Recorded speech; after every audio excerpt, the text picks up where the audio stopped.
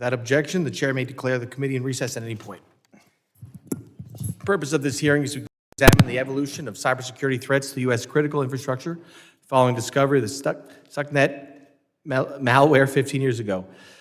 We will highlight the importance of securing operational technology, or OT, to bolster critical infrastructure resilience. I now recognize myself for an opening statement. 15 years ago, the world learned of Stuxnet, a computer worm that forever altered the cyber threat landscape. Regarded as the world's first digital weapon, it was designed to target industrial control systems. It was used against Iran's nuclear program, reportedly destroying 1,000 centrifuges at the Natanz enrichment plant. Malware, or malicious software, has existed since at least the 1970s. However, Stuxnet was different from its predecessor. The discovery of it demonstrated both the physical impact of malware and raised important questions about cybersecurity defense and offense. These are issues we continue to face today. It revealed the significant impact that offensive cyber tools can have on critical infrastructure. It also demonstrated the importance of securing operational technology by exploiting key vulnerabilities in industrial control systems. It proved that cybersecurity is not only an IT issue. Cybersecurity threats can affect critical infrastructure we depend on daily, from water treatment to energy facilities. The cybersecurity threat landscape continues to expand, and we need to make sure our cyber professionals are prepared to defend both IT and OT. Doing so will strengthen the public and private sector's ability to rapidly respond to threats. Since discovering Stuxnet 15 years ago, cybersecurity threats to critical infrastructure have drastically evolved and spread beyond just malware. We now see various cyber capabilities being used to hack critical infrastructure, including phishing, social engineering, denial of service attacks, and more. While cyber attack vectors have grown and matured, malware is still of great concern. Malware comes in many forms, such as keyloggers, spyware, viruses, and ransomware, with ransomware comprising 1/3 of all cyber attacks in 2024. The interconnected nature of our networks, devices, and infrastructure means that critical infrastructure owners and operators now experience far more attacks than when Stuxnet was unleashed, and zero-day vulnerabilities are far from being eliminated. Strengthening domestic cybersecurity resilience remains a key priority for this committee. Considering the sophisticated cybersecurity threats we now face, we are once again reminded of the importance of reauthorizing two key authorities ahead of their expiration this year: the Cybersecurity Information Sharing Act and the State and Local Cybersecurity Grant Program. Reauthorizing CISA 2015 will ensure we keep encouraging rapid and trusted information sharing among public and private sector entities. And extending the State and Local Cybersecurity Grant Program will make sure that states and localities have reliable funding to strengthen their cybersecurity posture. It is also worth examining that state of the Iranian cyber threat and potential impact Stuxnet had on Iran's cybersecurity posture. According to Nozomi Networks Labs, cyber attacks from Iranian threat actors surged by 133% in May and June of 2025. An active Department of Homeland Security National Terrorism Advisory System notice also emphasizes the need to remain on high alert to Iranian cybersecurity threats to U.S. critical infrastructure. Iran has embraced the targeting of critical infrastructure. The Islamic Revolutionary Guards Corps affiliated actors have recently targeted OT, such as U.S. industrial control systems, in key sectors such as water and healthcare. I look forward to examining the current threats facing U.S. critical infrastructure and enduring significance of Stuxnet with our panel of expert witnesses today.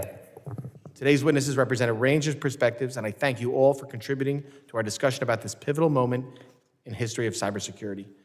I'm confident that your testimony will help us form a better understanding of today's digital weapons and the state of U.S. critical infrastructure resilience.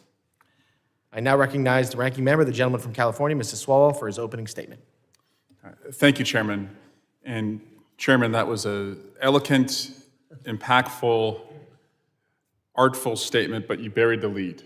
Our chairman of the subcommittee has been selected by his colleagues to be the chairman of the full committee with the resignation of Chairman Green, effective earlier this week. So congratulations.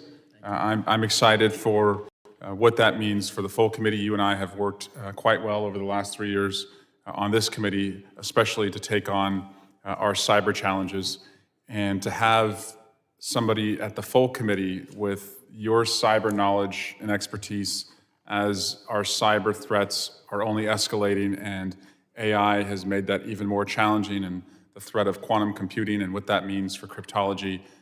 You're the right person to help lead the committee to do that. So looking forward to working with you. And I think I speak on behalf of my colleagues that we congratulate you on that win. Earlier this summer, Chairman Mark Green and I went out to my congressional district and visited Lawrence Livermore National Laboratory. And committee staff from both sides were there as well. As you know, Lawrence Livermore National Lab is the nation's premier research and development facility. It attracts the best and brightest minds from around the world and helps keep the United States on the cutting edge of innovation, particularly related to national security technologies. Lawrence Livermore and our national labs are indispensable partners in our national effort to defend cyberspace, keeping their finger on the pulse of our adversaries' tactics and motivations while helping to develop novel technologies to detect and disrupt malicious cyber campaigns. We saw Lawrence Livermore works firsthand, and it's critical to national efforts to secure critical infrastructure our constituents rely on every day and the operational technology that underpins it. The lab's work is paying off dividends, especially related to the Chinese threat actors like Volt Typhoon, and I'm pleased that the lab today, through Dr. Gleason's testimony, will talk about its important work. Notably, the lab is a key partner in CISA's Cyber Sentry program, which places sensors on private sector networks on a voluntary basis to monitor for and detect cyber threats. The lab contextualizes data from the Cyber Sentry program with other intelligence feeds, generates unique insights into malicious cyber activity, and provides network defenders the know-how to kick out the adversaries. The knowledge derived through the lab's work benefits programs and activities across CISA, and I'm eager to learn how Lawrence Livermore and the National Lab community can continue to support federal efforts to better secure operational technology. Additionally, I'm interested to learn how other programs at sector risk management agencies and CISA, like the Joint Cyber Defense Collaborative, JCDC, support efforts to mature our collective approach to security. It's incumbent on the federal government to collaborate with its private sector partners to bring security resources to bear to these under-resourced sectors. Also, at this point, I want to just remind the committee and the public that CISA can only function when it is fully staffed. It should not be free from reforms, but currently it has lost approximately 1,000 employees since the DOGE cuts began to take place. That affects its ability to work with the private sector and be responsive. Fewer brains and reduced funding means less capability, less capacity, and less collaboration, which is detrimental to ongoing efforts to mature operational technology security programs. And also, I'd like to reiterate my strong support for the reauthorization of the other CISA, CISA 2015. Stakeholders have referred to CISA 2015 as the most successful cyber law ever passed, and I was a part of writing it and passing it in 2015 as a member of both this committee and the House Intelligence Committee. We cannot allow this critical authority to lapse. Toward that end, I was pleased to see a clean 10-year extension included in the Senate Intelligence Authorization Act for fiscal year 2026. It sends a clear message to our partners and our adversaries that cybersecurity continues to be a bipartisan priority in Congress. I look forward to working with my House colleagues to provide non-federal stakeholders the certainty they need to continue their strategic collaboration with the government by passing a clean authorization before it lapses later this fall. With that, I yield back. Gentleman yields back. Other members of the committee are reminded that opening statements may be submitted for the record. I am pleased to have a distinguished panel of witnesses before us today. I ask that our witnesses please rise and raise their right hand.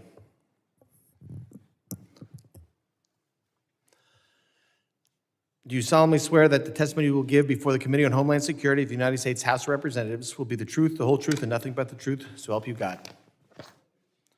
Let the record reflect that the witnesses have answered in the affirmative. Thank you, and please be seated. I would now like to formally introduce our witnesses. Ms. Kim Zetter is the author of Countdown to Zero Day, Stuxnet and the Launch of the World's First Digital Weapon, and an adjunct professor at Georgetown University. She's also an award-winning investigative journalist who has written on cybersecurity and national security for more than 20 years. Zetter began her career covering security and privacy issues for Wired, where she wrote for 13 years. Mr. Robert Lee is the Chief Executive Officer and co-founder of Dragos, a global technology leader in cybersecurity for OT and ICS environments. Mr. Lee also serves as a Lieutenant Colonel in the Army National Guard, where he designs and leads OT cybersecurity and response efforts. He's a member of the World Economic Forum subcommittees for the oil, gas, and electricity communities, and he serves on the advisory boards of the International Society of Automation and National Cryptologic Foundation. Ms. Tatiana Bolton currently serves as Executive Director of the Operational Technology Cybersecurity Coalition, where she advocates for effective OT cybersecurity and critical infrastructure resilience. Prior to her current role, Ms. Bolton served as a Senior Security Policy Manager at Google's Security Center of Excellence. Before joining Google, Ms. Bolton directed the Cybersecurity and Emerging Threats Program at the R Street Institute and served as Policy Director of the Cyberspace Solarium Commission. Dr. Nate Gleason is the Program Leader for Cybersecurity and Infrastructure Resilience within the Energy and Homeland Security Program at Lawrence Livermore National Laboratory. Prior to joining Lawrence Livermore, Dr. Gleason spent 12 years at Sandia National Laboratories in a variety of technical and management positions, including Deputy to the Vice President for the California Laboratory and Deputy Program Director for Sandia's Homeland Security Program. I thank the witnesses for being here today. I now recognize Ms. Zetter for 5 minutes to summarize your opening statement. Thank you. Chairman Garbarino, Ranking Member Swalwell, and members of the subcommittee, thank you for this opportunity to testify about Stuxnet and threats to critical infrastructure. My name is Kim Zetter, and I'm a cybersecurity and national security journalist, as well as an adjunct professor at Georgetown University and the author of the book on Stuxnet, Countdown to Zero Day. It was 15 years ago that Stuxnet was discovered on systems in Iran, but despite the passage of time, its impact is still felt today. Stuxnet was a digital weapon designed to sabotage Iran's nuclear program by targeting industrial control systems at its uranium enrichment plant at Natanz. But these are the same kinds of systems used in U.S. critical infrastructure. I've been asked to describe how Stuxnet operated and the implications for U.S. critical infrastructure and whether these systems are any more secure today than when Stuxnet was discovered. Stuxnet was a first-of-its-kind attack, the first known case of malicious code designed to leap from the digital world to the physical realm to cause disruption and destruction, not of the computers it infected, but of equipment and processes these computers controlled, in this case, the centrifuges at Natanz. The same techniques Stuxnet used can be used against critical infrastructure in the U.S. to disrupt services the public, government, and military rely on, or to damage equipment. They can also cause death, either directly by causing passenger trains to collide or indirectly by preventing patients from being treated at hospitals because the electricity is out. I provided in my written testimony details about how Stuxnet operated, so I won't go into them here, but I want to point out two things that are relevant. First, Stuxnet spread to millions of computers, but it only unleashed its destructive payload on the specific systems its creators were targeting. It didn't sabotage other systems because Stuxnet was a highly sophisticated, carefully crafted and tested precision weapon designed to avoid collateral damage. Other attacks, however, don't need to be precise or sophisticated to cause disruption or damage. This is worth noting, given the recent warnings about the potential for Iran to launch cyber attacks against the US. Iranian hackers don't have the skills to pull off a Stuxnet-like attack, but they don't need them to disrupt or damage systems.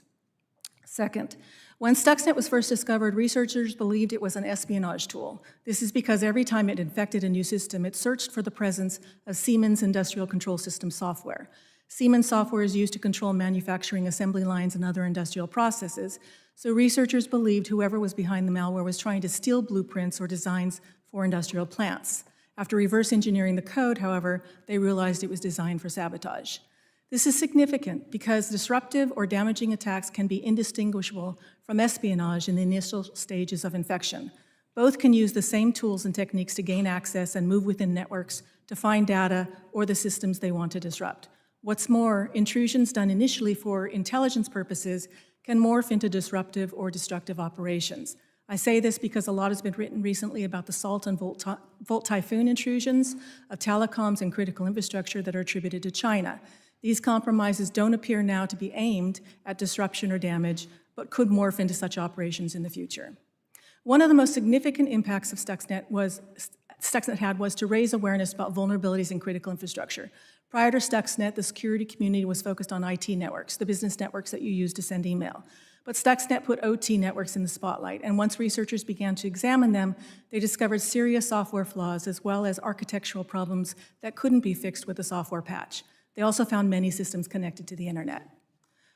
The following is a small sample of processes that industrial control systems control: opening and closing cell doors at high-security prisons, operating traffic lights and HVAC systems, routing commuter and freight trains to prevent collisions, controlling temperature at which food is pasteurized and steel is forged, operating chemical and pharmaceutical plants, and control of the flow of electricity. A lot has been done since Stuxnet to secure critical infrastructure in the US, but many issues persist. I'll just give one example before I close. In 2009 in Washington, D.C., a metro train plowed into the back of another train, stopped at a station during the afternoon commute. Sensors on the track should have indicated to the incoming train that a train was stopped ahead of it. But the sensors failed, and the collision killed 9 people and injured 80 others. This wasn't caused by a cyber attack. But this month, CISA issued a security alert about a decade-old flaw in train braking systems that hackers could exploit to cause a collision like the one in 2009. That flaw exists in the protocol that devices located in the front and back of trains use to communicate with each other to engage the brakes. The protocol uses weak authentication, which means an attacker can impersonate one of these devices to cause a train to suddenly halt or the brakes to fail. The flaw can't be exploited over the internet. An attacker needs proximity to send a command, but this doesn't make it any less dangerous. The researcher who discovered the flaw discovered it in 2012 and reported it to the Association of American Railroads. But the AAR reportedly dismissed it, believing no one could exploit it. It was only this year, after the research and CISA threatened to go public, that the AAR announced it would replace the protocol. A new protocol won't be ready until 2027 at the earliest. Thank you. Thank you, Ms. Etter. I now recognize Mr. Lee for 5 minutes to summarize his opening statement. Chairman Garbarino, Ranking Member Swalwell, members of the subcommittee, 15 years ago, Stuxnet proved cyber attacks could cause physical destructions. Attacks on OT networks are under sustained and sophisticated assault from our adversaries today. I'm Robert Lee, CEO of Dragos, a former Air Force officer in NSA, and now serving since the last time we all met in this committee in my role in Lieutenant Colonel in the Army Guard, designing out OT defense strategies. I spent my career protecting these industrial systems that power our society. Let me be blunt, we are not prepared for a major attack on our critical infrastructure. We know that such an attack would be part of any major conflict with an adversary, but we are not doing enough to prepare, and the results of continued failure could be catastrophic, including the loss of life. At Dragos, we track over 25 state and non-state actors that target operational technology directly. 9 different malware families have been built specifically for industrial systems. The most versatile is very opposite to Stuxnet. Where Stuxnet was very, very targeted, Pipedream can be used against everything from unmanned aerial vehicles to water systems to power systems. Increasingly homogeneous machinery and technical systems have increased the OT attack surface and raised the potential consequences of a large-scale attack. But defense is doable. One example, Littleton Electric in Massachusetts used a federal grant to install our technology on the network after FBI intel indicated to them that they were being targeted by Volt Typhoon. We detected, isolated, and mitigated the attack with their partnership. They were able to do this because they had visibility in their OT networks and they were proactive in their security. Most companies don't do this. We know what works. Here are a few things that I recommend that we can do. First, we must stop treating OT like IT. These systems have different risks and require different defense strategies. Hearings like this one are critical to raise awareness of this distinction. A significant portion of the funding and resourcing in the community goes to IT, whereas the critical part of critical infrastructure is OT. Second, make public-private partnerships count. At Dragos, we uncovered Pipedream in coordination with the NSA and an undisclosed third party. We ended up coordinating with CISA and the electric ISAC, and that allowed us to warn operators before the adversary was even allowed to deploy it against targets across the United States. Broad, unfocused information sharing efforts, though, do not work. Targeted, focused coordination does. Third, we must streamline federal guidance. Right now, too many agencies are sending too many messages, many of which are overlapping and often contradictory to our industry. We have to tell the industry, here's the threat, here's what success looks like, but we have to let them handle the how. Right now, it is extremely confusing for asset owners and operators on turning to who is going to be the one to help them, and most importantly, what the actual guidance is that they should follow beyond regulatory. Fourth, we have to let the private sector lead on technology. We already have the tools to detect advanced threats. Federal efforts to replicate them just waste money and slow adoption. Fund deployment, not reinvention. Government should focus on over-the-horizon threats. The private sector has already created the tools and techniques needed to deal with the threats in the here to now. It's just about execution. Government tools have consistently underperformed in comparison to private sector tools and at a higher cost to taxpayers. Fifth, secure the supply chain. Critical infrastructure vendors must meet real security standards. Right now, all of the focus is placed on asset owners and operators and not the vendors. Asset operators and their vendor community should share responsibility for meeting basic security requirements for all the components that are installed into our critical infrastructure. Even the security vendors. As the CEO of Dragos, I'm surprised that I have the amount of flexibility I do to make willfully poor security choices to increase my margins. Though we have not done that and would not do that, I'm surprised by the ability of CEOs to make that decision. I believe we need higher standards and more selectivity into who can sell into critical infrastructure and how. Finally, we need to fix federal response coordination. Most operators simply don't know who to turn to call after an incident or what they'll get in response, and responses differ across state lines, and there's no basic credentialing for who shows up and what they can do. I'm helping write a national OT response plan in my role at the 91st Cyber Brigade, but we need legislative support to cut through the bureaucracy.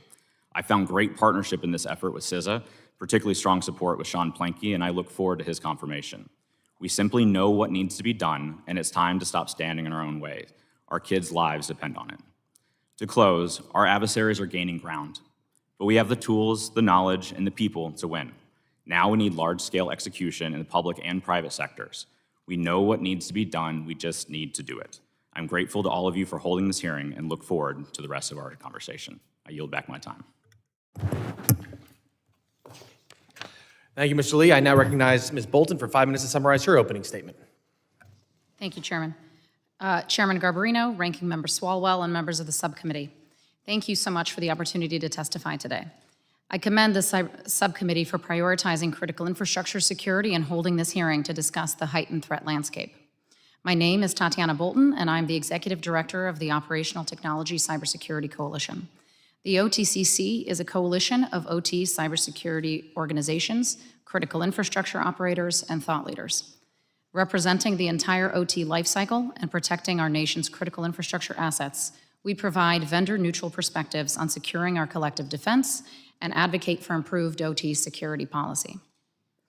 Stuxnet marked a pivotal moment in cyber warfare by demonstrating that digital tools could indeed cause real-world physical destruction to systems, known as operational technology, or OT. OT is the technology that makes machines run like pumps and valves on a manufacturing room floor, or machines that control compressors and filters in a water treatment facility. It's crucial to recognize, as Rob said, that operational technology, OT, is distinct from information technology, IT. Their respective security requirements differ considerably. OT cybersecurity must prioritize safety, reliability, and physical process continuity. And these systems can be older, having been built to last decades, and many never designed to be connected to the internet in the first place. Despite the elevated risks associated with attacks on OT systems, this area of cybersecurity remains significantly underprioritized and underfunded. The OTCC is working on a number of efforts and has provided multiple recommendations to the committee, and I'd like to highlight a few of them here from my written testimony. First, we need to focus on awareness. The United States must prioritize OT cybersecurity to prepare critical infrastructure against the growing threats. Our government has acknowledged that U.S. infrastructure is at risk. However, it has not taken sufficient steps to address the growing vulnerabilities in the wake of attacks like Cyber Avengers or Volt and Salt Typhoon. While securing IT is important, the OT systems that, if attacked, turn off our lights, bring hospitals to a standstill, and disrupt essential services. Congress must urgently answer the question of who holds responsibility for these risks, as a debilitating cyber attack on our critical infrastructure would demand clear accountability. Second, Congress must reauthorize CISA 2015. In May, our coalition submitted a letter to this committee urging the reauthorization of the Cybersecurity and Information Sharing Act of 2015, which will expire in September of this year, as you well know. This legislation is crucial to information sharing and strengthening U.S. collective defense. Both public and private sector security teams rely on information sharing from other organizations to strengthen their defenses. If the legal protections established by this act were to lapse, this flow of information would be disrupted up to 80 to 90%, and national security put in jeopardy. Third, we must better resource OT security. From addressing the growing tech debt, hiring cybersecurity experts, to procuring and building updated and secure systems, OT owners and operators don't have the necessary funding to defend their networks, and often 99 cents of every dollar is spent on physical security. We need to address critical infrastructure security through a whole-of-nation approach. Just as we wouldn't expect an individual county, such as Polk County in Texas, to defend themselves against missile strikes from a nation-state actor, we shouldn't expect them to respond to cyber attacks on their own. This is a national security priority. This is why the state and local cybersecurity grant program must be reauthorized.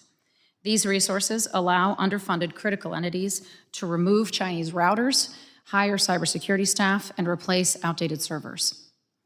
Congress should also explore whether there are other opportunities to provide economic incentives to critical infrastructure owners and operators to invest in OT security.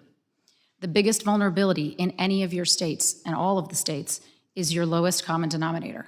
So we must increase the security baseline across the board. The threat to critical infrastructure and operational technology from our adversaries, including Iran, is real and growing. OTCC aims to work with this committee and our stakeholders to achieve our common objective. With the right policies, resources, and partnerships, we can build a more resilient and secure nation. Thank you again for the opportunity to testify, and I look forward to your questions. Thank you very much. I now recognize Dr. Gleason for 5 minutes to summarize his opening statement. Chairman Garbarino, Ranking Member Swalwell, and members of the subcommittee, thank you for the opportunity to testify today. My name is Dr. Nate Gleason. I'm the program leader for the Cyber and Infrastructure Resilience Program at Lawrence Livermore National Laboratory in Livermore, California. I lead a multidisciplinary team that works to develop technologies to address nation-state threats in the domain of gray zone conflict. Our primary emphasis is on the role of critical infrastructure in national security. I appreciate the committee's interest in our work, particularly your visit to the lab earlier this summer, which reflects your commitment to bolstering the nation's cybersecurity. I'm honored to be here on behalf of Lawrence Livermore, a National Nuclear Security Administration laboratory and proud member of DOE's network of national laboratories. Nearly everything we do as a nation, from energy transmission to projecting force around the globe, depends on critical infrastructure. This makes these systems prime targets. Our adversaries are highly capable and invest heavily to hold our infrastructure systems and the functions that depend on them at risk. To defend against this threat, government and the private sector must partner to out-innovate the competition and bring our best technology into operations. One way CISA helps address this need is through the CyberSentry program. Since 2020, it has looked to Lawrence Livermore for core support for CyberSentry, with our role being to develop and deploy advanced analytics to monitor and hunt for threats. Through CyberSentry, cyber researchers gain real-time access to operational networks and can leverage significant investments in national laboratory computational and analytical capability, combined with information from the intelligence community, to develop and deploy tools to detect the latest attack techniques. As one example of program success, in 2022, we detected high-risk Chinese surveillance cameras, just like these on the table in front of me, that were stealthily built into U.S. infrastructure systems. We leveraged our Skyfall laboratory to develop an advanced beacon detection analytic that increased sensitivity to detect these threats while improving selectivity to dramatically reduce false positives. When we deployed the analytic to CyberSentry partners, almost immediately our analysts detected anomalous beacons on the OT network of a participating company. Our team identified the beaconing device as a camera manufactured by the Chinese company Dahua. Livermore developed a machine learning model to detect these devices at scale and deployed it. We found cameras on most of the participating CyberSentry entities, in some cases, hundreds of them. Network traffic showed that these devices were beaconing to suspected hostile overseas servers. Some appeared to be transmitting encrypted video. Reverse engineering of the devices revealed they were also capable of providing a backdoor to any connected network. Notably, these devices were mostly sitting on OT networks, providing direct access to the physical processes. We worked with CISA to create and publish a set of playbooks that went out broadly to help asset owners who are not part of CyberSentry detect these devices on their own systems. This illustrates how the CyberSentry partnership between just a few dozen critical infrastructure asset owners, national labs, and CISA enhances cybersecurity across U.S. critical infrastructure. It's important to recognize detection represents just one aspect of defense against cyber threats to our infrastructure. The current threat picture demands a multi-layer approach. At Livermore, we use what we call the Immune Infrastructure Framework. This 4-layer approach recognizes that we can't stop all attacks and instead seeks to make it as difficult as possible for adversaries to achieve their goals. Layer 1 focuses on understanding critical infrastructure systems through modeling, simulation, and analysis. This essentially allows us to look at U.S. infrastructure through the eyes of our adversaries. Layer 2 attempts to keep the adversary out of our systems through supply chain assurance. Layer 3 focuses on detecting and responding to intrusions. We put significant focus on addressing the previously unseen over-the-horizon threats that China, Russia, and Iran are developing that could hold our systems at risk.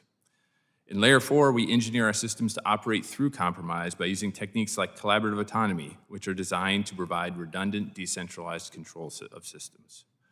While all 16 critical infrastructure sectors are important, we pay particular attention to energy, water, transportation, and communication because of their close connection to national security. The energy sector is among the most forward-leaning in cybersecurity. Its Sector Risk Management Agency, DOE CSER, invests resources in creating capabilities for the energy sector that, in coordination with CISA, help set the pace for other sectors. CSER is currently working to ensure that AI can be securely integrated into energy sector operations. Livermore is leading its analysis of potential risks and benefits of AI in the energy sector. We are also developing testbeds to assess the security and efficacy of various AI capabilities for the sector. Another way CSER is working to enhance cybersecurity is through its Energy CyberSense program, which focuses on supply chain security. We also work closely with the Defense Department on defense critical infrastructure. Through this work, we have identified how adversaries, with advanced knowledge of our infrastructure and interdependencies that exist between components, could exploit multiple assets simultaneously to create cascading damage far worse than any single point attack. Thank you again for the opportunity to testify. I would be happy to answer any questions. Thank you, Dr. Gleason. Members will be recognized by order of seniority for their 5 minutes of questioning. An additional round of questioning may be called after all members have been recognized. I now recognize the gentleman from Florida, Mr. Jimenez, for 5 minutes. Thank you, Mr. Chairman, and let me congratulate you on winning the chairmanship of the entire committee. It's well done, and I look forward to working with you. I also share the concerns of the ranking member about the reauthorization of CISA 2015, and now that the chairman of the subcommittee, now the chair of the entire committee, I'm sure that we're going to be accelerating that process. And it's a clean reauthorization, but then eventually we're going to have to look and see how we can tweak that. But first we need a clean reauthorization. Ms. Zetter, I'm curious about the viruses and the malware, and I'm wondering if they're starting to act like real viruses. A real virus, when they enter the body and the body starts to attack it, can react, it evolves to defend itself. Have you seen that progress with computer viruses, with cyber viruses, ability of a virus to evolve so that it can protect itself from any kind of defense mechanism?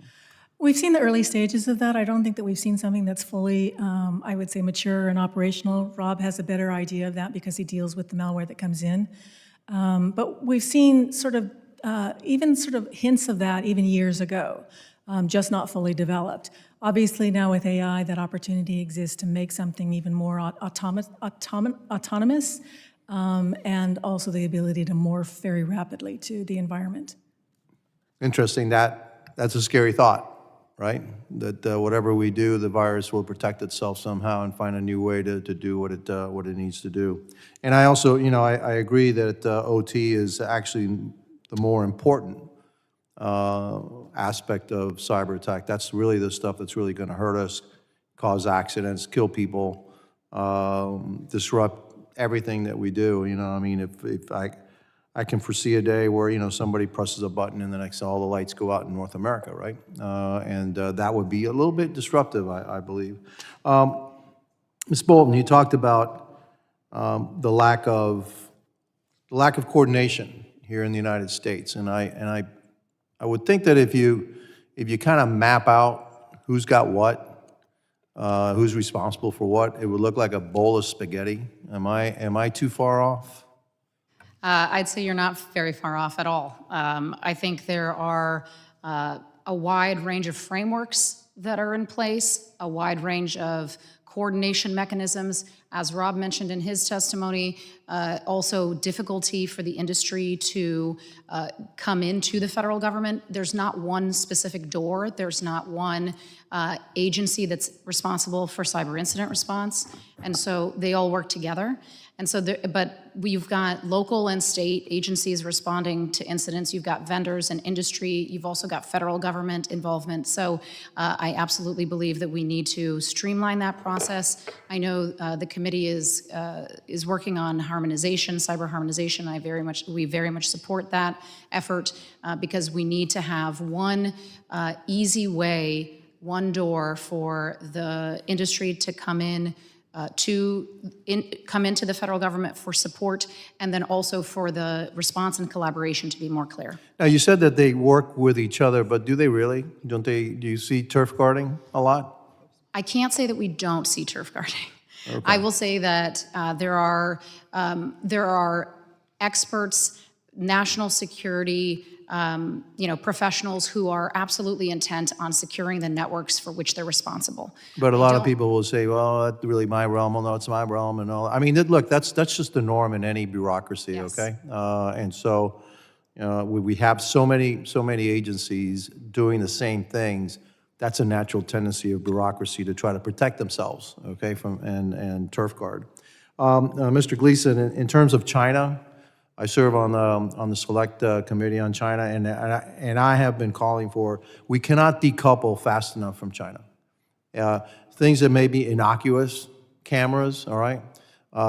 There's nothing innocuous about them. They are malicious. They are relentless in their attacks on us. I mean, I was thinking, yeah, cameras is one way, and then they report back to China, right? And they can also integrate themselves into the IT system. That becomes an OT problem, maybe. All right.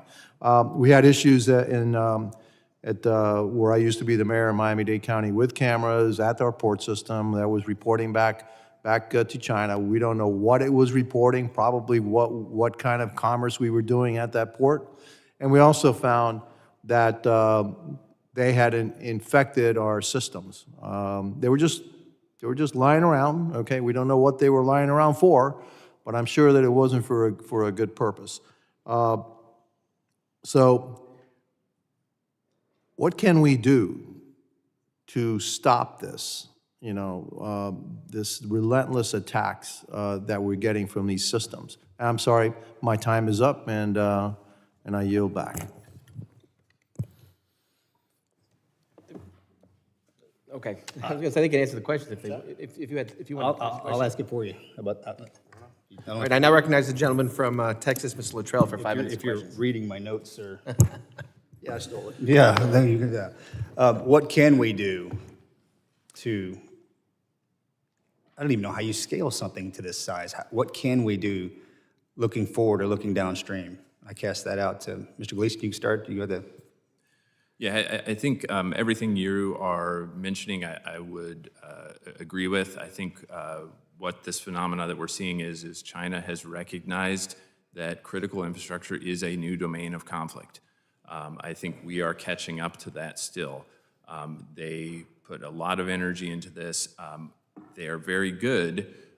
We are not going to stop them. One of the goals that we have with the approach we've taken, as I mentioned, the Immune Infrastructure Framework, our goal is to make it as hard as possible for them to achieve their objective at each layer. That includes understanding what they're trying to do. It includes securing our supply chains. It includes detecting, responding, and most importantly, it includes building our systems so that we can live, even if they compromise them. That doesn't make our mission fail. The cyber defense is very reactionary. We have no idea what's coming at us. The challenging part, I think personally, is, and I'm not speaking for, look, I mean, there's only 4 of us. It is hard to dork out on cybersecurity, cyber risk, and cyber threat. You really got to be passionate about this thing. Because the number of subject matter experts that walk into our offices every single day that say they're the absolute best at what they do is mind-numbing. The committee is very open-minded to the collective, your group, of saying the best way forward to defensively and offensively, this is what we need. this is most likely the best way forward, OT, IT, okay? How do we get that done? Because it changes every single second of every minute of every hour of every day. The cyber profile, the cyber technology, the cyber understanding, everybody's trying to outdo somebody else. Again, very reactionary. How do you defend against something like that? So I would say we need to start even at the very beginning. Most sectors have not done an OT asset inventory, so they don't even know what they have. Scale that to the continental United States. Absolutely, absolutely. So I'll give you an example. There was an incident response team that went out to a pipeline. This was several years ago.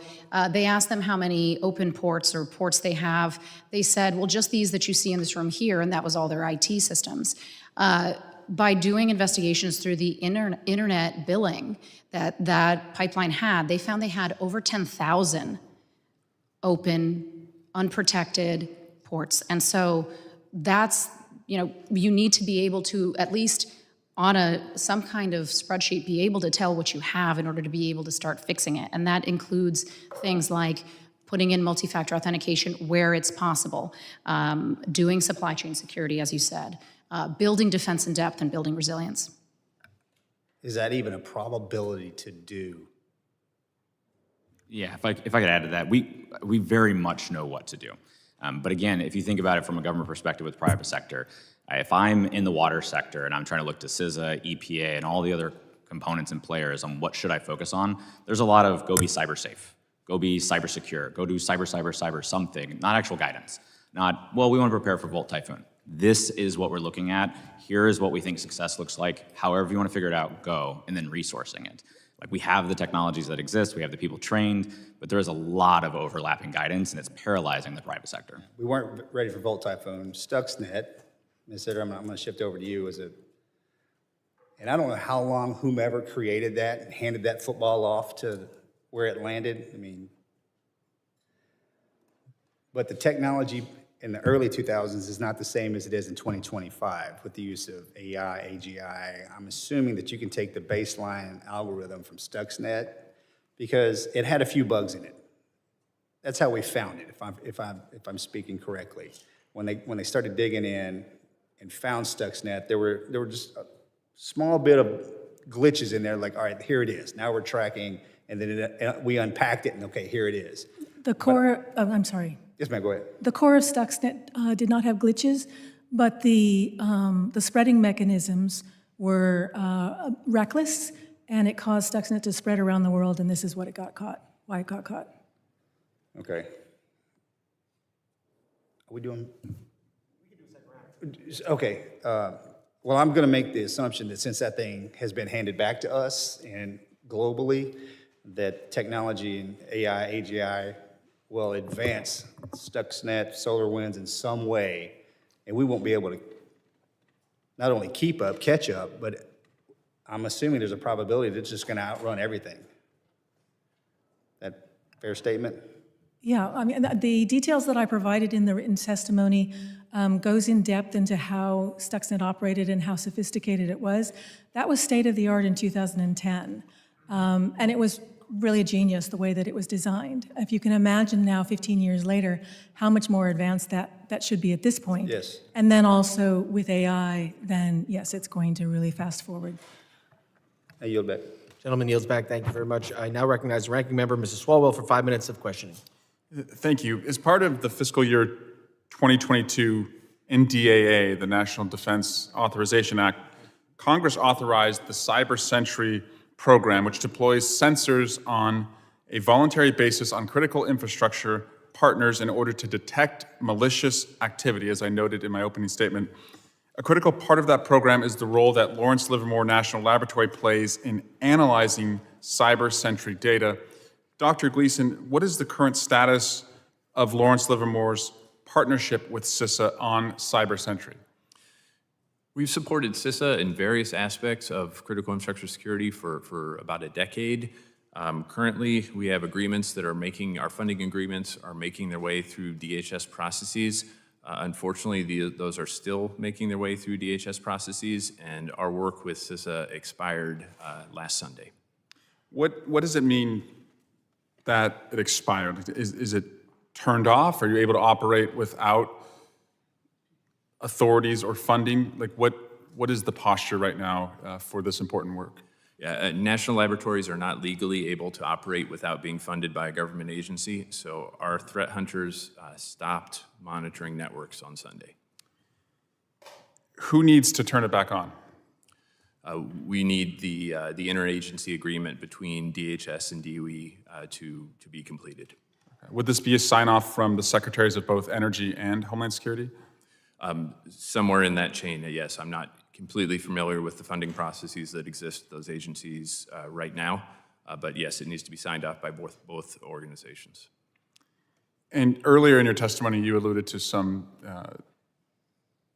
cameras and malicious activity that you had found that had been Chinese placed. Is that the type of work that the Sentry program does? Absolutely. We're looking for threats that haven't been seen before.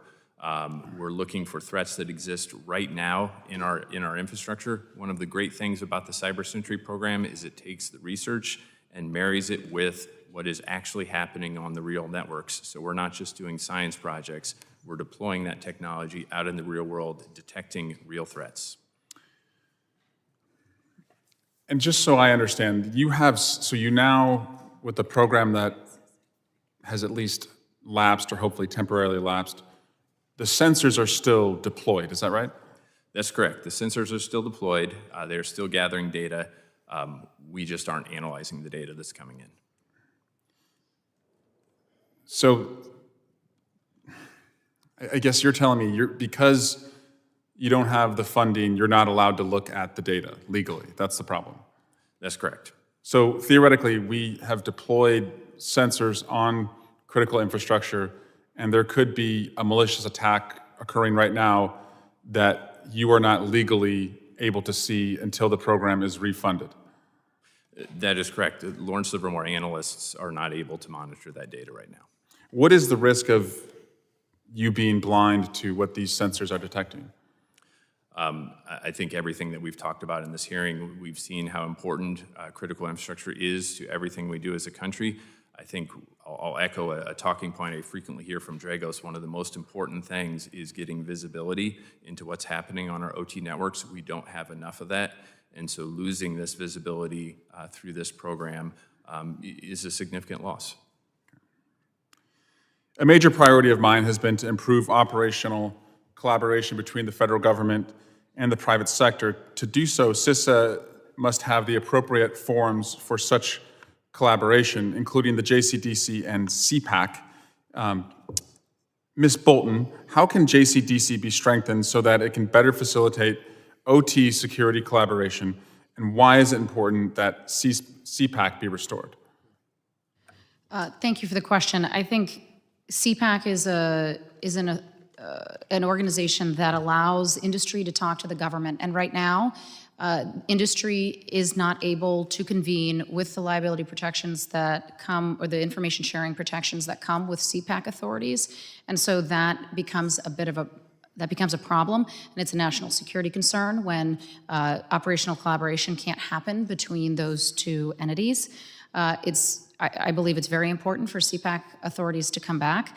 I think as much as possible, industry is continuing to try to work through other mechanisms, but there was nothing specifically like CPAC. And we also are we're continuing to work with JCDC and other areas within CISA on OT security issues.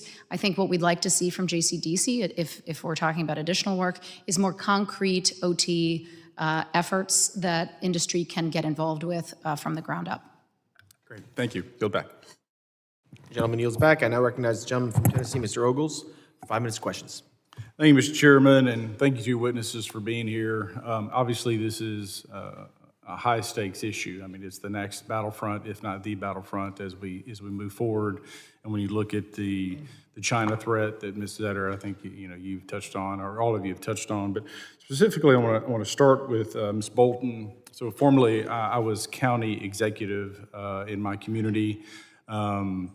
And what I can say is that, although we were one of the fastest growing counties in the state of Tennessee, #1 producer for manufacturing jobs in the state of Tennessee while I was county executive, I can tell you that from a cyber and IT, OT perspective, we were arguably vulnerable.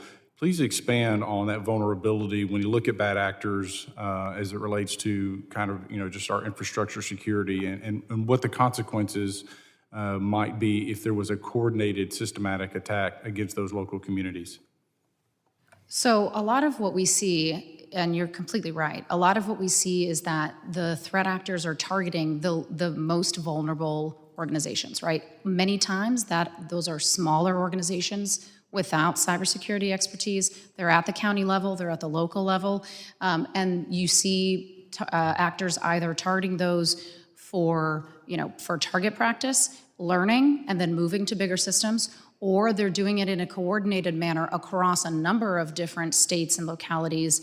Particularly, we see that in the energy sector, and they're using that as a means to prepare the battlefield, if you will, for if they're in a contingency. For if it's China, for example, if they're sitting on our networks, that is extremely dangerous. Even if they're not conducting any particular operations right now. One, we can't guarantee that they're off the networks, even when we find them. We find them too late. We find them 3 years after the fact. And what we don't want to have happen, if, for example, we're planning for a 2027 contingency, then we need to start doing the work now to build resiliency, defense in depth, the ability for those smaller local and county entities to be able to secure secure all of those ports, right? Secure the remote access, put in stronger multi-factor authentication, modernize their legacy IT. And that's why I think it's so important to reauthorize the state and local cyber grant program, because without those resources, like I said, most of those localities are using all the funding for physical security and not OT. And Mr. Chairman, again, coming from that local governance background, county executive, and I'll speak for Tennessee. Obviously, everybody knows Nashville and knows Memphis, larger cities with more, arguably or hopefully more robust systems. But a lot of Tennessee is rural, just like a lot of states across the country. And what you see are electric cooperatives. So just like the county may be vulnerable to that infrastructure attack, my guess is, in most cases, so are those local cooperatives. So is some of the water cooperatives as well. And so as we look forward to, the next battlefield, and what keeps me up at night, and quite frankly, Mr. Chairman, what I would argue some of the most important work that we'll do on this committee, this whole committee, is what we're doing in cyber as we prepare this country for that next battle. And it's going to be on our computers. It's going to be across our networks. And I would argue it's going to be in our local rural communities that they're going to hit first, because then they can Swiss cheese our electrical grids and our water systems and our water treatment plants, et cetera. That's what keeps me up at night. So with that, I'd love to stay on this topic and just kind of go down the line. We'll start with you, Ms. Zetter, to see what you might want to add to this subject matter, please. I think you're absolutely right in terms of the small utilities and cooperatives like that. They don't have the money, they don't have the resources, they don't have the expertise on staff. They don't even hire security people. But I want to also say that, we sort of anticipate that the large organizations would be more secure. And if you look at what happened to Colonial Pipeline in 2021, we see that this was really a major organization, critical infrastructure, supplying a lot of gasoline to the East Coast. And yet, Colonial Pipeline, at the time that it was attacked, did not have a CISO on staff. They also had a legacy system that the attackers got in, an old VPN account they were no longer using but hadn't bothered to disable. And they came in through a password that potentially was, it was leaked on the internet. So the employee who had the password had used it for other accounts, and then it was leaked on the internet in other breaches. One other point about that was the attackers we think only got to the IT network, didn't actually make it to the OT network. But Colonial Pipeline shut down the pipeline because they feared that the attackers would get to the OT network and then encrypt it and lock it. But when the CEO of Colonial Pipeline testified to Congress, he testified that they had very secure, highly segmented OT and IT networks. But if they were that confident that the networks were segmented, then they wouldn't have had to shut down the pipeline as a precaution. So I just want to say that, yes, those smaller entities are a big issue and a prime concern, but also the larger entities are having the same problems and not keeping up. Yeah, thank you, ma'am, and I apologize, Mr. Chairman, I'm over time, but I yield back. Not a problem. The gentleman yields back, and I recognize myself for 5 minutes of questions. We all know CISA plays an important role. Sector Risk Management Agency for 8 of the 16 critical infrastructure sectors, as well as the National Coordinator of the Sector Risk Management Agencies. They do a lot of work. I'd like to hear from you all. What do you think, how would you assess CISA's effectiveness as a partner when it comes to OT cybersecurity? You can start with Ms. Zetter if you want. I don't have direct, because I'm not a practitioner, so I don't have that assessment to know firsthand. But what I do know is that CISA in the past had, I would say in the last decade really, a lot of expertise that they were able to give to critical infrastructure, either to go out into the field and do critical assessments of the networks, give them risk assessments about what they needed to do, and then also they had flyaway teams that when a system was compromised, that they would be able to go out and assist directly in doing some kind of remediation. So I think that the impact of CISA has been really great, but of course they're limited in their resources and who they can give assistance to. I would say that my commentary about CISA probably is reflective of a number of government agencies that deal in this space, which is really good Americans trying really hard to do good work that have very talented people, but are hardly being effective for the amount of money we're spending on it in comparison to what's happening elsewhere. As an example, flyaway teams, the incident response teams, et cetera, there's absolutely nothing unique happening there in comparison already in the private sector. I think there's a very important role and responsibility for government to play, and I think a focused CISA would be extremely impactful. And I've in passing talked to Sean Blanky. I'm really excited about the way they're looking at it now.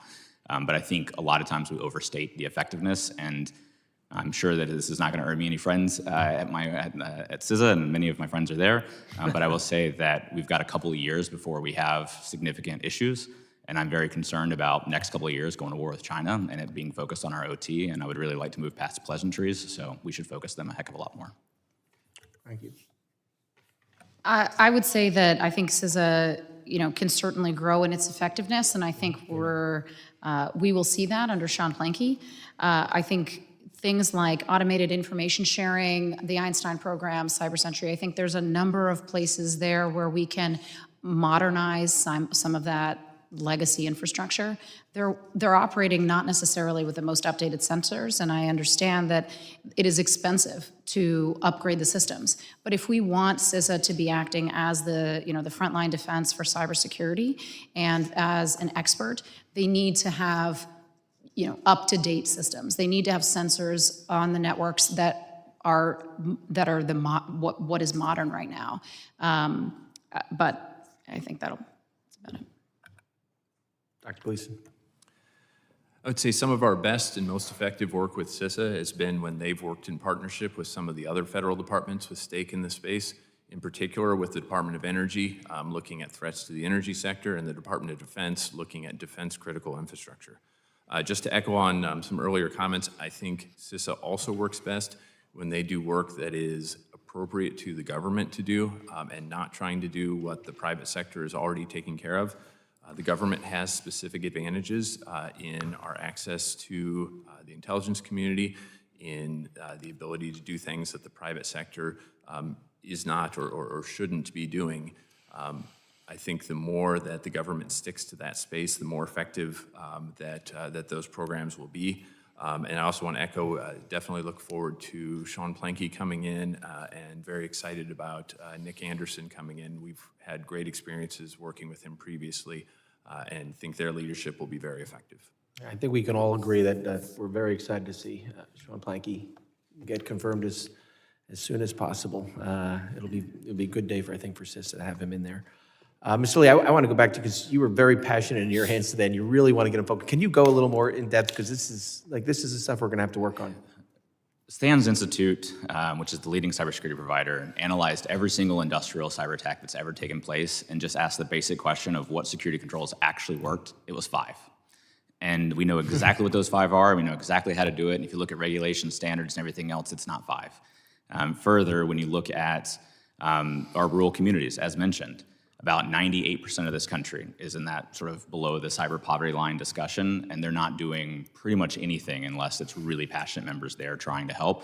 But going back to what Kim said as well, you've got a large number of companies that will stand up and say how robust their security programs are, and I'm in a lot of those environments, and they're terrifying. So I have 3 kids. I did not really want to go back in the Army for extra time. It was, I really want to get this right.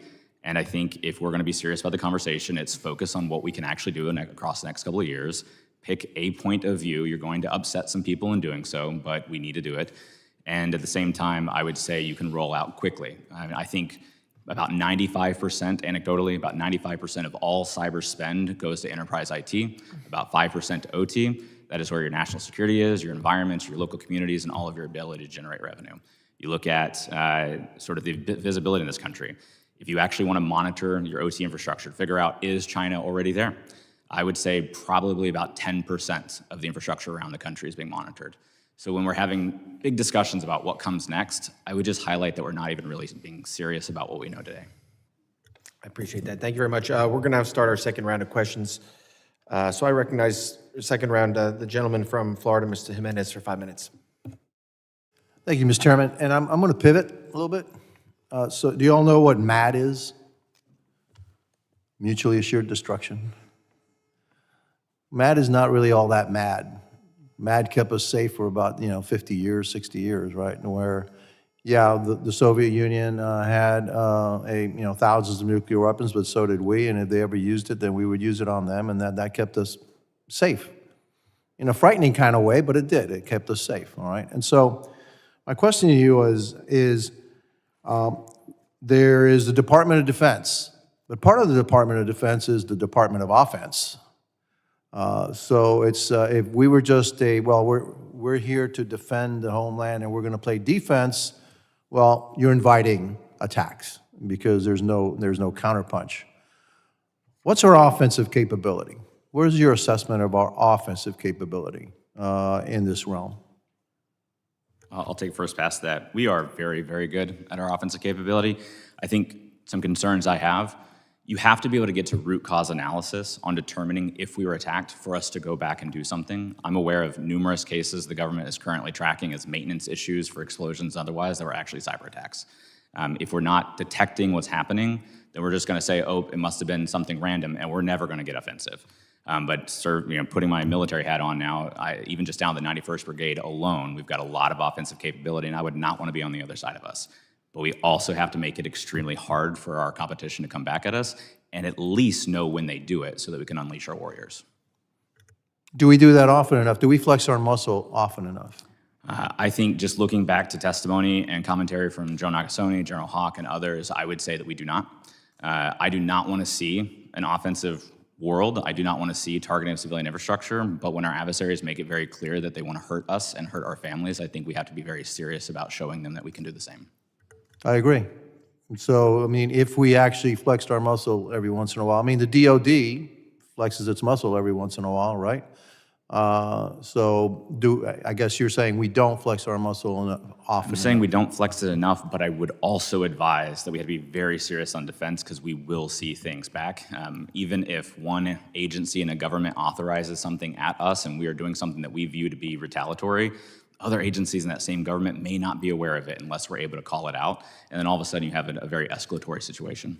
You know, we have a new realm of warfare, I guess, defense and offense is space. And so we created the Space Force, all right? Should we create a cyber force? I'll stick with it and then open up to the panelists. I think it's time. I was very against it when I was in the Air Force. I was very against it for the years after, looking at how it was going to be orchestrated. I think it's time to do it, sticking to its OT&E mission of organizing, training, and equipping. let Cyber Command and the combatant commands be the actual Title X authorities that we have. But we definitely need a dedicated service. But I think if you're going to do it right, you have to do it extremely big and right, because the problem that you'll have is all that infighting and the stuff that people say, oh, we politely work together in interagency. No, we don't.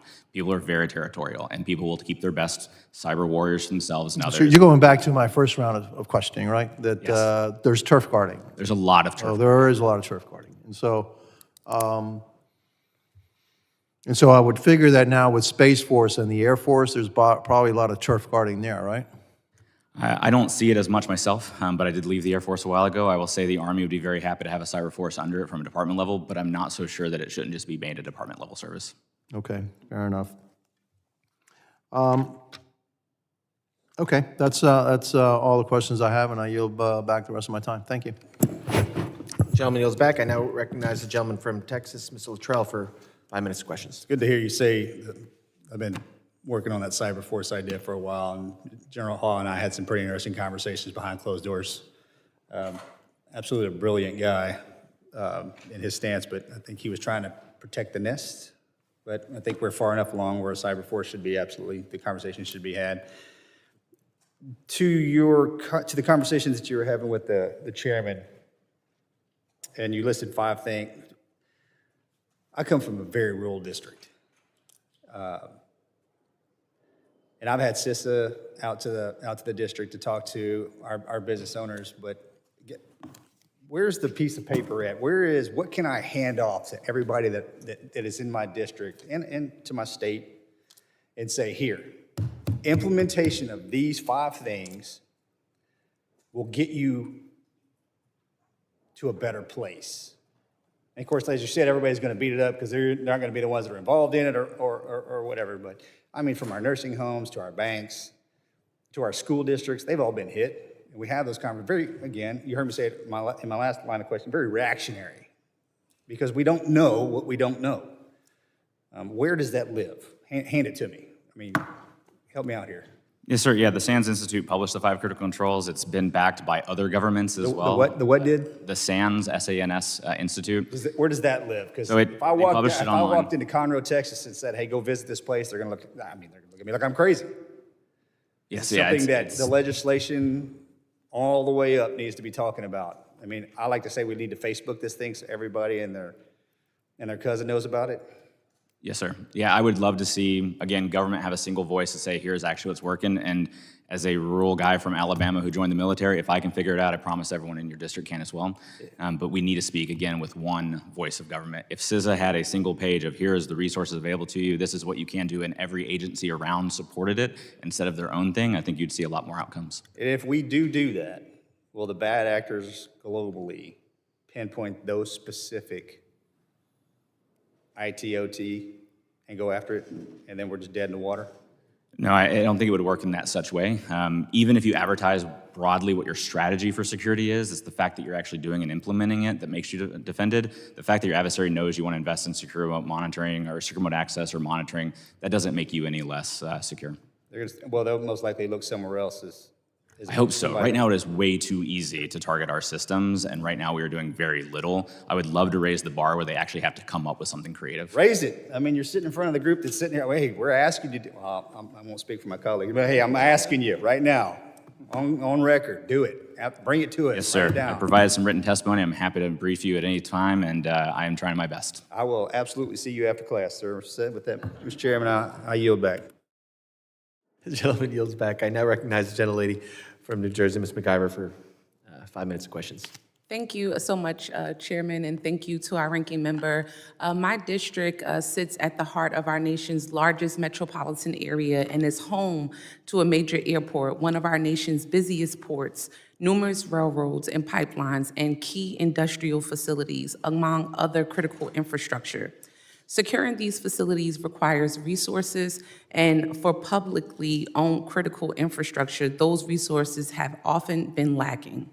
As part of the Infrastructure Investment and Jobs Act, Congress provided $1 billion to establish the state and local cybersecurity grant program. State and local governments can use this funding to strengthen the OT security of publicly owned critical infrastructure. Unfortunately, under current law, the program is set to expire in just over 2 months. Ms. Bolton, I have a question for you. How important is it to continue funding for the state and local cybersecurity grant program? I think it's critical to continue that funding. I mentioned in my testimony that a third of districts around the country are rural districts. And obviously that's not the case for your district, but I think it's still incredibly important. There are not only large ports and airports in your district, but also smaller entities, and those are the ones that really desperately need help. I will add to your question earlier as well that CISA has released a top 5 OT cybersecurity guide, so I think that also can help to provide guidance to those entities as to what they can use their cybersecurity spend on. And at OTCC, we're also working on guidance as well.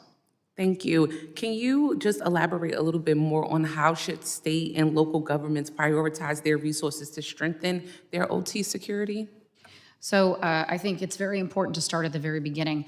We do know some of the controls that work, and so we should put those in place. Multi-factor authentication, segmenting, even micro-segmentation of networks, making sure that we are securing remote access. And also I'd add that, most of the attacks that are happening on our critical infrastructure aren't 0 days. They're not the most sophisticated vulnerability or the most sophisticated attacks. They are using things that we've seen before, sometimes not changed at all, sometimes mildly changed. And we continue to be hit by these attacks. I think, for example, CISA releases a top 12 cyber vulnerabilities, top 12 routinely exploited vulnerabilities list. Why would the government or any state entity still be able to buy those products off of that list? If one side of the government is saying these are commonly and routinely exploited, we should never be allowed to buy those. So things like that, I think, are extremely important. Thank you so much. I want to thank the witnesses for being here today, for providing testimony, and I really do appreciate the chairman and the ranking members, steadfast focus on this issue, and also being supporters of the reauthorizing of the state and local cybersecurity grant program. So I look forward to continuing to work with both of you in this committee to provide state and local governments the resources they so desperately need to secure their critical infrastructure. With that, I yield back. Will the gentlewoman yield? Can I borrow your minute? Sure. This is piggybacking off of one of the questions you asked. You said CISA listed 5 things as well. Is it the exact same list as what you're saying? No, it is not. This is another issue that we have. Okay, so when there's guidance the comes problem. out. Now I'm taking 2 lists Yep. and saying, here you go. And then that is an issue. Absolutely. On top of those 2 and the 10,000, 100 million that everybody else brings to you, and for a poor district like ours, Yep. here we go. Thank you very much. Well, and I will say this, the cybersecurity industry as a whole is aligned on things like implementing multi-factor authentication, network segmentation, continuous monitoring and detection. But there are sort of these conflicting guidances that do exist. Same with frameworks, conflicting frameworks for OT. So the people in your district or the operators in your district that are trying to just do the right thing, they don't know where to start. Correct. And especially when it's like NIST cybersecurity framework 2.0, there's like 80 pages, right? People who are running these OT networks don't have the knowledge to read through an 80-page document and know where to start. So one of the things is, like, NIST is creating some quick start guides. I think that would be very important to do for OT security. Thank you. I yield back. Thank you, ma'am. Generalia yields. And thank you very much for your enthusiasm about state and local, the grant program. I hope it's something that we can get reauthorized right away. I think it's could be a very big bipartisan issue. I now recognize the gentleman from Tennessee, Mr. Ogles, for his second 5 minutes of questions. Thank you, Mr. Chairman. Mr. Lee, I think you said 98% of communities were below the cyber poverty line? Yes, Congressman. If you look at companies under about $100 million in revenue across all of our electric and water utilities, that's about 95 to 98% of them. Goodness gracious.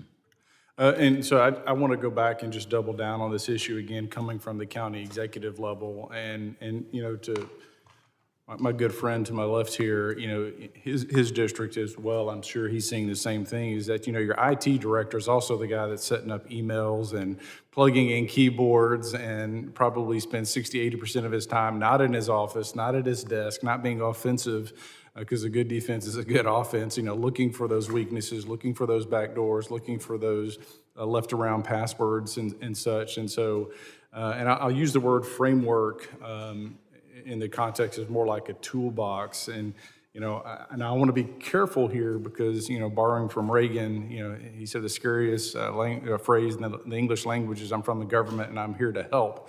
And what we don't want to do is create a monster that suddenly is nothing more than a big bureaucracy that is designed to grow and gobble up resources. But what I do see here, again, coming from that local background, is there is a vacuum here. There is a void. And quite frankly, our communities don't have the expertise. And even if they do have the expertise, I'm not sure they have the bandwidth in the context of man or woman hours. And so we've got to figure out how we move forward and how we, quite frankly, equip some of our local communities. Because again, if I'm on the other side of the pond and I'm seeing the opportunity, that moment to seize, I'm going after the locals. I'm going after those water systems. And you want to talk about creating pandemonium. So suddenly your small rural cooperative electric or water system goes down and it's not working and it's not coming back online for a few weeks. And that's been Swiss cheese across the country. That's what, again, I go back, having been the county executive, that's what keeps me up at night. And Mr. Chairman, I think my challenge to the committee is that's something that we need to work on, being careful not to create, again, a monster that grows and grows and feeds at the trough, that government trough. And then back to the whole idea of creating a department level service with Cyberforce, I think that's incredibly important. Because cyber is not just across the networks. It touches into the drones and the capability of jamming and all sorts of things. So those capabilities have to become, we have to lead on that frontier and quite frankly become untouchable in the same way we're untouchable in airspace and communications. With that, Mr. Chairman, I yield back.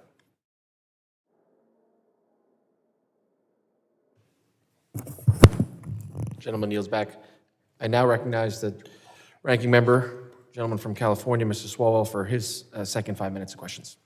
Dr. Gleason, what is the status of Lawrence Livermore's other partnerships, including its support for the National Infrastructure Simulation and Analysis Center? Those are in a similar status to our support for Cyber Sentry, our work for National Risk Management Center, again, looking at infrastructure interdependencies and cascading consequences of disruption to infrastructure, has been going on for a decade. Our interagency agreement expired in March for that work. What is the risk to what you're able to see, or what you were able to see and what you don't see now as far as cyber vulnerabilities that are out there? I think one of the big things that we miss, and I want to emphasize the idea of cascading consequences. A lot of times when we're thinking about cyber attacks on critical infrastructure, the target may not be that infrastructure system itself. It may be what is supported by that infrastructure system. And when we fail to understand those interdependencies, we are opening up avenues for our adversaries to disrupt key national security capabilities. A great example of this is some of the capabilities on the territory of Guam. This is a small, very hardworking, very dedicated power company, but very under-resourced. And some of our most important capabilities for defending against a potential China invasion scenario are based in Guam. There are ways to defeat those capabilities that go through, for lack of a better word, the back door by exploiting kind of the weak underbelly, the underdefended part of our critical infrastructure, because those are very small systems. By not understanding those interdependencies, it's not that they don't exist. Our adversaries know them. If we don't, we're not looking in the right place for our defense. In just over 2 months, I'm sorry, did someone else, you're good? In just over 2 months, the Cybersecurity Information Sharing Act of 2015, the other CISA, is set to expire. And Mr. Jimenez alluded to this. It's essential that we act promptly to reauthorize it in a clean way, and I'm open to any reforms that we could discuss down the road under the chairman's leadership of the full committee. But I think there is a wide consensus that we don't have time to do that now. Congress will be in recess effective this week until after Labor Day, and then we will be right up against CISA's expiration. Ms. Bolton, your testimony discusses the importance of reauthorizing CISA 2015. What would be the national security impact if the law lapses? The estimates are that about 80 to 90% of information sharing would be cut off from the federal government.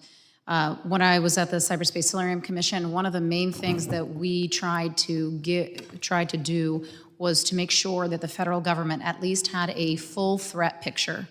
And this authority is part of that work, a significant part of that work, and we must reauthorize it.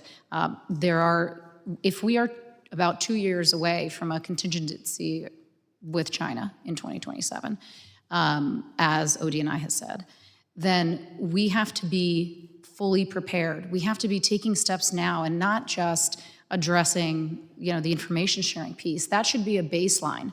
It should be a given. And we should be focused on the additional steps that we need to take. So I hope that that gets reauthorized quickly and that we can move on to some of these other topics that we've been discussing and addressing some of the other extremely serious issues, because China is not waiting. China is preparing now, and so are all our other adversaries. And Mr. Lee, your experience in the private sector, is there any world where CISA 2015 lapses and a private sector company that has been hit would still be willing to come forward and share information with the Department of Homeland Security? No, I think it's incredibly important to reauthorize it, and the bidirectional communication from government to private sector, especially on the threat picture overall, is exactly one of the roles and responsibilities that makes a lot of sense. And then that's because no CISO would be able to go to the DHS without liability protection Yes. and their fiduciary duty to the shareholders. I mean, they would be exposing themselves to a lot of risk. Is that right? Absolutely, and that's actually a broader issue, even looking from a National Guard perspective of could we go in and respond to a utility that gets hit? We have no indemnification to give utilities, so they're not gonna let us touch anything and do any action on it. There are very simple bureaucratic things that can be fixed to increase national security tomorrow. Thank you. Yield back.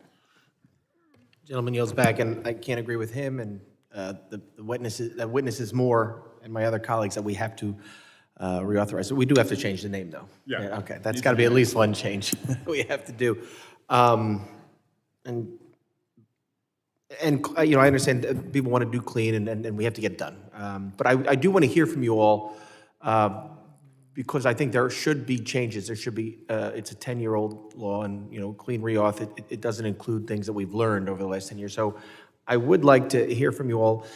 Is there language or are there changes or focuses that we should implement into law that we should consider to ensure OT is better protected or covered? Well, I would just add that, and I think you all are already considering this, but including OT much more directly within the language. It's currently not in the bill or not in the legislation. And I would also say that identifying DHS and CISA as the main sort of gateway for sharing would be ideal. Because as we've spoken before, the confusion for industry of coming into the and talking with the federal government, sharing information with the federal government, that remains a problem. And we hear that all the time from our member companies and from other companies that I work with, that they don't know where to go. They say, well, I need to talk to, maybe I should talk to TSA, maybe I need to talk to FBI, and then maybe FBI will tell CISA. That can't be assumed. And so we need to make sure that that language is clear within the legislation. Yeah, I would completely agree with that. And also there needs to be, here's what you get in return. Here is what we can do to help you because you gave us this information. A lot of times, a lot of asset owners and operators feel that it's a one-way communication into government with no expectation of what comes out of it. You want somebody to go through the risk of sharing information. There's got to be a very clear, and here's the rules of the road of what we can provide for you as a result, cross-agency without any drama. We talked about turf wars. I led the OT portion of the incident response for Colonial Pipeline. I witnessed a lot of turf wars between FBI and CISA. It needs to be very clean, or no asset owner and operator will want to work with them. They view them as children. Yeah, I've heard from a bunch of. It's very important. This was a major part of my.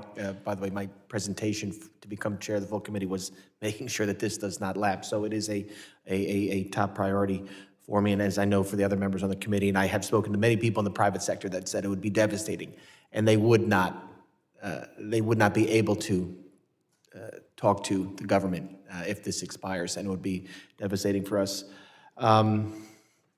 I do want to get back to the Stuxnet, and we're very privileged to have Ms. Zetter here to talk about it. So I want to get it back into what is the significance of Stuxnet today, and what lessons did we learn? What lessons should we have learned that we have not learned yet from it?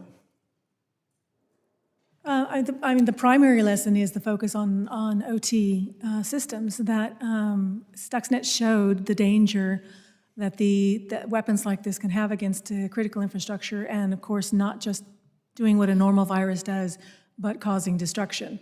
I think also basically the small utilities and the small organizations. I just want to emphasize that because it's been brought up a lot. I talked about when you asked me how effective CISA has been, and I said that they've been effective in terms of providing these small organizations with a service that they can't otherwise get. And the panelists had said that the CISA shouldn't be doing what local or what the private industry can be doing. The problem is that those small utilities and small organizations don't have the funds, or haven't had the funds in many cases, to actually get it privately, so they have relied on CISA for that kind of service. And I think that when we have legislation, of course, that has that ability to provide the funds, that's really significant for those organizations, and that shouldn't go away. So I think that the overall lesson from Stuxnet is that the capabilities out there are really sophisticated, really advanced, and we haven't seen the full use of the capabilities that Stuxnet showed. For various reasons, probably deterrence is one of the good ones, at least from the U.S. perspective, that adversaries are having second thoughts about targeting U.S. infrastructure. But also I sort of make a distinction between those who have the will and those who have the ability. And those who have the ability haven't until now really had the will to go after U.S. critical infrastructure. And those who have had the will, perhaps maybe terrorist groups, others, haven't necessarily had the ability. It doesn't take much to marry those two together. Even someone that has will and doesn't have ability can purchase that ability, can purchase that capability. And now we're entering into a phase where even we've relied on the large nation states, China and Russia, we've relied on them not having the will to target U.S. infrastructure. And I think what we're talking about and going into potential conflict with China, we've eliminated that gate now, and they do have the will potentially to go after U.S. infrastructure. So I think that that's the lesson learned from Stuxnet. It's a scary way to end this committee hearing, but I appreciate it, and that's a big concern for me, is when the people with the will and the ability are the same person, because that's a scary thought, and that's what we have to be prepared for. I want to thank all the witnesses and all the members. The fact that so many people stuck around for second round of questions just shows you how important this topic is. So I want to thank you all for your valuable testimony. The members for their questions. The members of the committee may have additional questions for the witnesses, and we ask that you all respond to those in writing. Pursuant to Committee Rule 7E, the hearing record will be held open for 10 days. Without objection, this committee stands adjourned.